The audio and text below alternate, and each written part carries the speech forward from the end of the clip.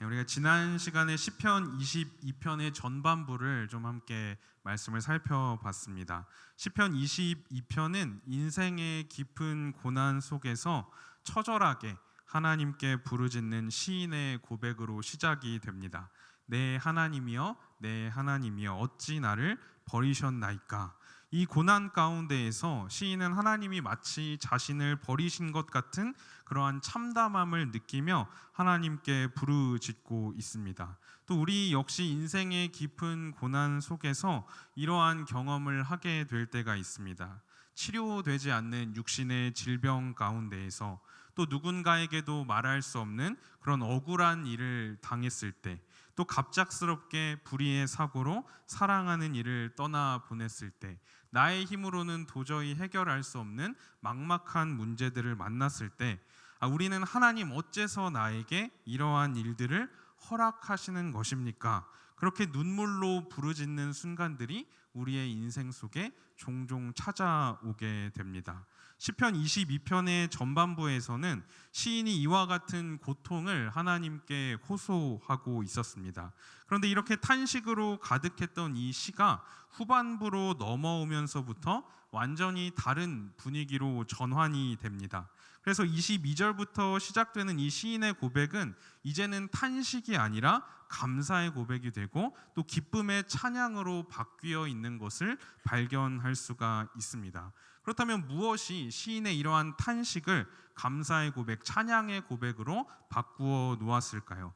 우리 21절에서 그 답을 발견할 수 있는데 이렇게 말씀합니다. 주께서 내게 응답하시고 들소의 뿔에서 구원하셨나이다. 이렇게 고백을 합니다. 시인은 절망의 그 한가운데에서 하나님의 응답, 하나님의 그 구원하심을 경험했습니다. 그 고난 한가운데에서 시인은 마치 하나님께서 자신이 버린 것 같은 그런 느낌을 받았었습니다. 하지만 그 가운데에서도 끝까지 믿음을 저버리지 않고 어떻게든 하나님을 신뢰하고자 씨름하면서 그 믿음의 싸움을 계속해서 싸워 나갔다는 것을 우리가 지난번에 살펴보았습니다. 그리고 마침내 시인은 하나님의 응답을 경험하게 되죠. 이렇게 하나님의 응답을 경험하게 되자 하나님을 향한 이 고통의 부르짖음은 하나님을 향한 감격의 찬양으로 바뀌게 되는 것을 우리는 볼 수가 있습니다. 그리고 오늘 우리가 읽은 이 말씀은 하나님의 그 응답을 경험한 이후에 시인에게 나타나고 있는 놀라운 변화가 무엇인지를 우리에게 보여주고 있습니다. 그리고 이 시인에게 일어난 이 놀라운 변화는 사실 이 시간에도 고난의 시간들을 지나가고 있는 우리에게 놀라운 위로와 소망을 보여줍니다. 왜냐하면 시인이 경험한 것과 동일한 것을 바로 지금을 살아가고 있는 우리도 동일하게 경험하게 될 것이기 때문입니다.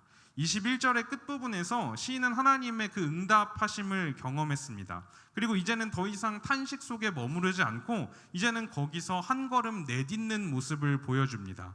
22절에서 시인은 이렇게 고백을 합니다. 내가 주의 이름을 형제에게 선포하고 회중 가운데에서 주를 찬송하리이다. 이것이 무엇을 말하고 있는 것입니까? 시인은 이제 하나님이 누구이신지 또 하나님께서 얼마나 놀라운 구원을 베푸셨는지 형제들에게 선포하고 그 회중들 가운데에서 자신이 하나님을 찬양하겠다라고 고백을 하고 있습니다. 우리가 여기서 중요한 한 가지 원리를 발견하게 됩니다. 하나님의 은혜를 경험한 사람은 그것을 감추어 둘 수 없다는 것입니다. 우리가 나에게 좋은 일이 생기면 우리는 그것을 말하고 싶어서 입이 간질간질합니다. 우리는 기쁨은 나눌수록 더 커진다는 것을 본능적으로 알고 있습니다. 그래서 그 기쁨을 나 혼자 가지고 있으면 그저 나 혼자 개인의 기쁨이 되겠지만 그것을 우리가 다른 사람들에게 나누고 이야기하고 공동체 안에서 공유하게 될 때 그것은 나 혼자만의 기쁨이 아니라 우리의 기쁨, 공동체의 기쁨이 되는 것이죠. 하나님의 은혜도 마찬가지입니다. 이 은혜라는 것은 우리 안에서 거룩한 충동을 불러일으킵니다. 어떤 충동입니까? 그것을 전하고 싶은 충동이죠. 하나님으로부터 깊은 은혜를 경험한 사람들에게는 그것을 누군가에게 전하고 또 나누고자 하는 거룩한 충동이 생겨납니다. 수가성 여인이 예수님과의 만남을 통해서 그 구원을 경험하고 은혜를 경험하자 어떤 반응을 보였습니까? 자신의 물동이를 버려두고 동네로 뛰어들어가서 사람들에게 이렇게 외칩니다. 여러분 와서 이분을 보십시오. 이분이 바로 그리스도이십니다. 이것을 외치게 되죠. 예수님께서 이 여인에게 이것을 시킨 것이 아닙니다. 예수님을 만나고 예수님을 통해서 경험하게 된 그 구원의 은혜가 이 여인을 움직였고 그것을 선포하게끔 만든 것이죠. 오늘 본문에서 시인도 이 거룩한 충동에 사로잡혀 있는 것을 보게 됩니다. 그래서 형제들에게 하나님을 선포하고 회중 가운데에서 하나님을 찬양하겠다고 고백하고 있는 것이죠. 그런데 거기서 한 걸음 더 나아갑니다. 이제는 형제나 회중이 아니라 여호와를 두려워하는 너희 야곱의 모든 자손, 이스라엘 모든 자손으로 그 범위가 점차 확장되어 가고 있는 것을 볼 수가 있습니다. 시인은 단순히 하나님을 찬양하는 것에서 그치는 것이 아니라 이제는 이스라엘 온 공동체를 하나님께로 초청하고 있는 모습을 보여주고 있는 것이죠. 우리가 누군가를 하나님께로 초청하고 예배의 자리로 부르는 것이 얼마나 어려운 일입니까? 우리 매년 행복축제, 전도축제 여러 가지 프로그램들을 해서 초청하지만 그 자리에 누군가를 데려오는 것이 결코 쉽지 않은 일입니다. 굉장히 큰 용기를 필요로 하죠. 거절당할 것을 감수해야 되고 또 심하면 누군가로부터 욕을 먹거나 핍박을 당할 수도 있습니다. 조롱당하기 십상입니다. 하지만 그럼에도 우리가 끊임없이 그 일을 계속해서 해나가는 이유가 무엇입니까? 하나님의 은혜 때문입니다. 그 은혜가 우리로 하여금 말하지 않을 수 없게끔 만들어 가는 것이죠. 시인은 22편의 앞부분에서 굉장한 고난의 시간을 지나왔습니다. 그리고 그 고난은 단순히 육신의 고난, 정신적인 고난이 아니었습니다. 인간이 겪을 수 있는 고난 중에 가장 극심한 고난이었죠. 하나님과의 단절, 이 영적인 고난 앞에서 예수님조차도 큰 소리로 부르짖을 수밖에 없었습니다. 시인은 바로 이러한 고난의 길을 지나온 것입니다. 비록 처절할 정도의 그 믿음의 싸움이 그 앞에 놓여 있었지만 끝끝내 그 고난의 길을 지나서 결국 하나님의 응답을 경험했습니다. 하나님께서 그 가운데에서도 자신을 버리지 않으셨고 응답하셨고 또 구원하시는 하나님이시라는 것을 놀랍도록 깨닫게 된 것입니다. 그리고 마침내 하나님을 향한 그 탄식을 넘어서 하나님을 찬양하기에 이르게 된 것이죠. 우리가 겪게 되는 그 고난은 우리의 찬양을 더 깊어지게 만듭니다.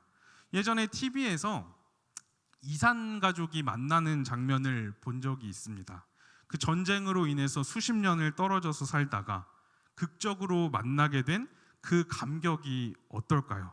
막 서로 오열하면서 끌어안고 얼굴을 쓰다듬고 부비면서 눈물 흘리며 감격하는 그 모습을 보고 있노라면 저에게서도 눈물이 흘러나오는 것을 경험했습니다.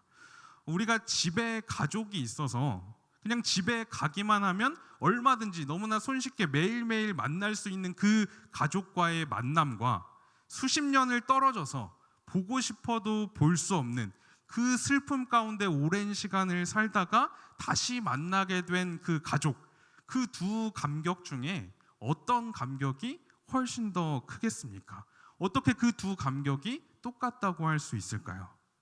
그렇다면 무엇이 이러한 감격의 차이를 만들어낸 것입니까? 고난입니다.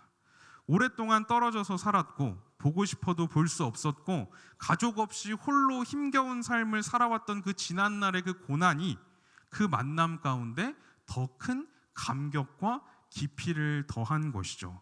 만약 우리의 삶에 아무런 고난이 없다고 한다면 하나님을 만나는 것이 우리에게 그렇게 감격스럽지는 않을 것입니다. 이 세상에서 힘든 게 하나도 없는데 하나님을 만나고 싶기는 하겠습니까? 그런데 우리의 삶이 힘들면 힘들수록 그 고난의 길을 우리가 지나가면 지나갈수록 우리 안에는 하나님에 대한 갈급함, 하나님을 만나고자 하는 그 열망이 생겨나게 되는 것이죠. 그분을 만나는 게 내 인생에서 너무나 간절해지고 하나님을 만나는 것만이 나의 유일한 소망이 되는 것입니다.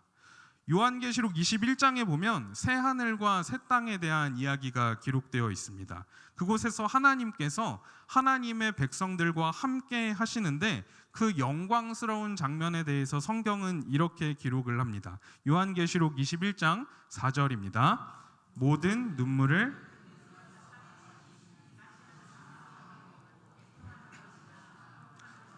아픈 것이 다시 있지 아니하리니 처음 것들이 다 지나갔음이러라. 아멘.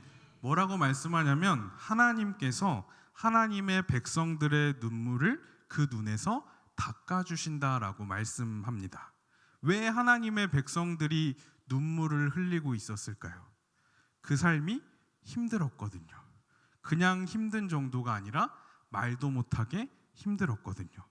요한계시록의 말씀을 듣고 있는 당시 독자들은 예수님을 주님으로 고백한다는 그 이유 때문에 핍박을 당하고 생명의 위협을 받고 있는 사람들이었습니다. 언제나 숨어서 예배를 드려야 됐고 또 이웃에게 고발당해서 목숨을 잃기도 하고 또 가족들이 잡혀가서 순교당하는 것을 지켜봐야만 했습니다. 그리스도인이라는 이유로 자기가 가지고 있는 모든 것들을 다 잃기도 했던 그런 상황 가운데 놓인 사람들이었다는 거죠. 그런 상황 속에서 그들의 유일한 소망은 무엇이었을까요?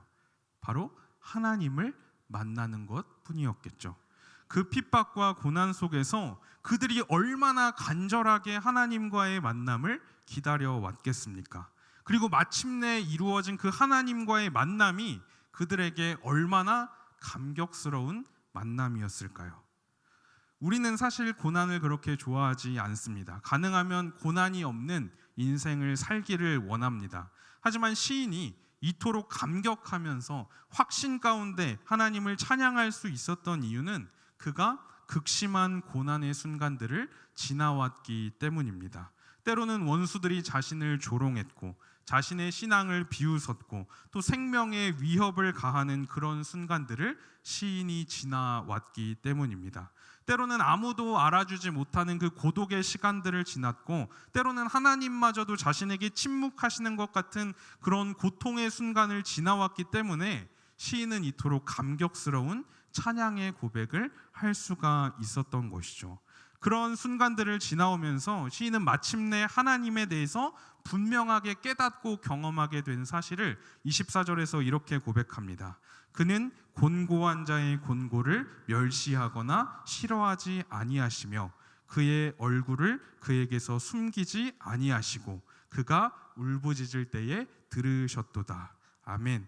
그 고난의 한복판에서 여전히 자신과 함께하는 하나님을 발견했고 자신에게 응답하시고 구원하시는 하나님을 경험하게 된 것이죠. 시인이 이토록 담대하게 사람들을 향해서 믿음을 고백하고 하나님을 선포하고 하나님께 나아올 것을 초청할 수 있었던 이유는 그가 그 극심한 고난의 길을 주님과 함께 통과했기 때문입니다. 우리에게 찾아오는 고난과 문제들은 우리의 믿음을 더 순전하게 만들어 갑니다. 하나님을 향한 갈급함을 우리 안에 샘솟게 하고 또 하나님과의 만남을 더 감격스럽게 하는 발판이 되는 것이죠. 그리고 마침내 우리가 그 은혜를 경험하게 되면 우리 역시 시인과 같이 이렇게 고백하게 될 것입니다. 내가 주를 찬송하리이다. 탄식이 하나님을 향한 감사의 노래로 바뀌게 되는 것이죠. 그런데 시인의 찬양은 여기서 멈추지 않습니다. 시인이 경험한 이 구원이 이제는 이 세상을 향해서 확장되어 가는 것을 볼 수 있습니다. 25절에 보면 시인은 나의 서원을 갚으리이다 이렇게 고백을 하는데 여기서 이 서원은 하나님께 서약한 감사 제사를 가리킵니다. 율법의 조항들을 보면 하나님께 감사의 제물을 드릴 때는 그 제물의 일부를 하나님께 드리고 일부는 제사장에게 주고 나머지는 가족들과 이웃들과 함께 나누어 먹을 것을 이야기하고 있습니다. 이래서 이 제사가 마치 잔치와 같은 그림으로 그려지는 것을 볼 수가 있습니다. 그 26 26절은 바로 이러한 그림을 우리에게 보여주고 있는 것이죠. 시인이 경험한 은혜, 시인이 받은 이 구원이 시인 한 사람에게만 머물러 있는 것이 아니라 이제는 세상을 향해서 흘러가고 있는 그 그림을 보게 되는 것입니다. 하나님으로부터 받은 그 은혜가 이제는 가난한 사람들에게, 또 다른 고난 가운데 있는 사람들에게, 또 하나님을 찾는 자들에게 흘러가게 되는 것이죠. 그리고 마침내 어떻게 되냐? 27절은 이렇게 말씀합니다. 땅의 모든 끝이 여호와를 기억하고 돌아오며 모든 나라의 모든 족속이 주의 앞에 예배하리니. 아멘. 모든 나라가 하나님께로 돌아오게 될 것이다 말씀하고 있죠. 이 시에 나타나고 있는 그림을 한번 머릿속으로 상상을 해보시기 바랍니다. 처음에는 시인 한 사람이 하나님을 향해서 울부짖습니다. 그리고 그 한 사람이 하나님으로부터 구원을 경험합니다. 그런데 그 구원이 이제 한 사람에게 머물러 있는 것이 아니라 그를 통해서 이웃에게로 흘러가고 또 민족에게로 흘러가고 열방을 향해서 흘러가고 있는 모습을 보게 되는 것이죠. 하나님의 이름이 한 개인을 넘어서서 모든 나라 가운데 선포되고 있는 그림이 나타나고 있는 것입니다. 그래서 29절을 보면 풍성한 자도 하나님을 경배하게 될 것이고 진토 속으로 내려가는 자도 하나님 앞에 절하게 될 것이다 말씀하고 있습니다. 우리는 이 시에서 한 사람에게서 시작된 그 찬양이 궁극적으로 모든 족속, 모든 사람의 예배로 이어지게 되는 놀라운 그림을 발견할 수 있습니다. 그리고 그것은 한 세대에서 멈추는 것이 아닙니다. 30절과 31절은 그것이 그 후손에게도 이후에 태어날 백성에게도 전해지게 될 것이다 말씀하고 있습니다. 이것은 무엇인가 엄청난 사건을 통해서 이루어진 것이 아닙니다. 이 영광스러운 역사의 출발점은 한 사람의 고난이었고 거기서부터 시작된 찬양이었습니다. 우리는 이 그림 속에서 하나님께서 계획하신 그 구원이 놀라운 방식으로 확장되어져 가는 것을 볼 수가 있습니다.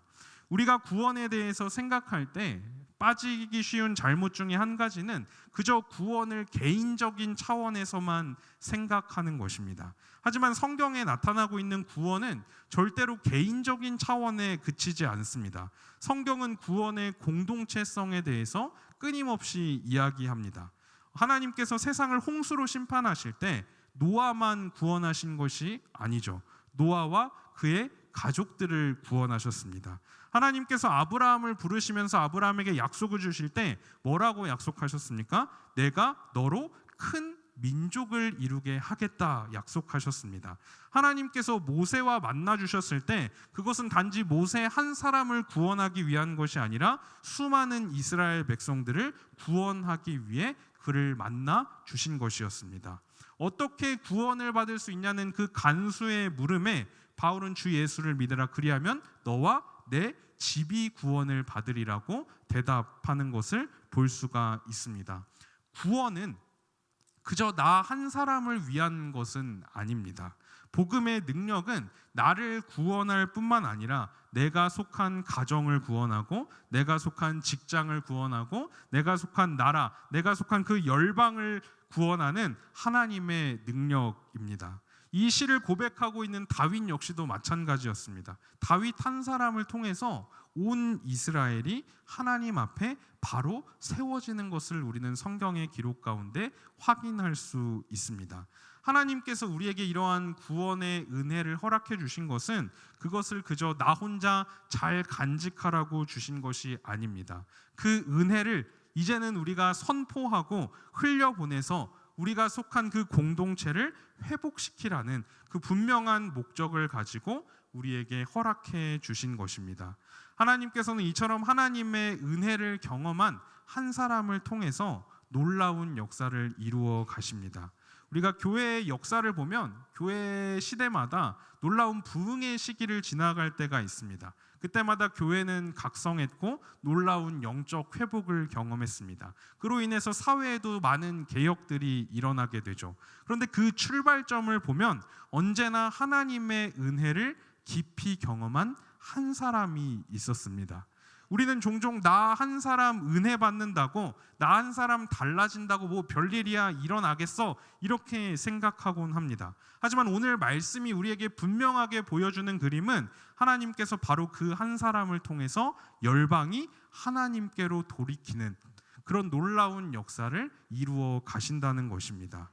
시편 22편의 이 약속은 이 시를 고백하고 있는 시인에게만 해당되는 것이 절대 아닙니다. 이 약속은 지금도 여전히 진행 중이고 또 이 약속이 완성될 때까지 결코 멈추지 않을 것입니다. 우리가 하나님의 은혜에 감격하고 그래서 그 은혜를 선포하고 그 은혜를 따라서 살아가게 될 때 하나님께서는 그런 우리를 사용하셔서 이 시편 22편의 놀라운 약속을 이루어 가실 것입니다. 이스라엘 백성들뿐만 아니라 이방인이었던 우리가 하나님을 알고 또 하나님을 예배할 수 있게 된 이유가 무엇입니까? 바로 하나님께서 이 시편 22편의 약속을 이루셨기 때문입니다.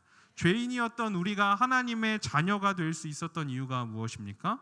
하나님께서 이 시편 22편의 약속을 이루셨기 때문입니다. 우리는 하나님이 이 약속을 이루신 것을 지금도 경험하면서 살아가고 있어요.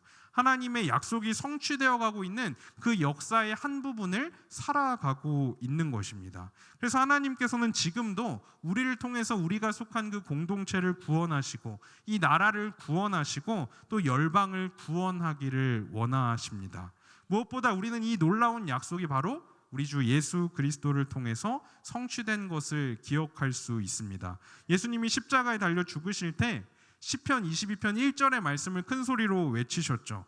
예수님은 우리를 대신해서 모든 조롱과 멸시와 극심한 고난의 길을 통과하셨습니다. 하나님과 단절되는 그 무한의 고통을 직접 경험하셨습니다. 하지만 하나님께서 예수님의 그 부르짖음을 외면하지 않으셨고 예수님을 부활하게 하십니다. 예수님은 그 모든 고난을 통과하시고 승리를 선포하셨습니다. 그리고 시편 22편의 후반부의 말씀을 놀랍도록 성취하시죠. 하나님의 이름을 열방 가운데 선포하셨고 제자들에게 그 이름을 전하는 사명을 맡겨주십니다.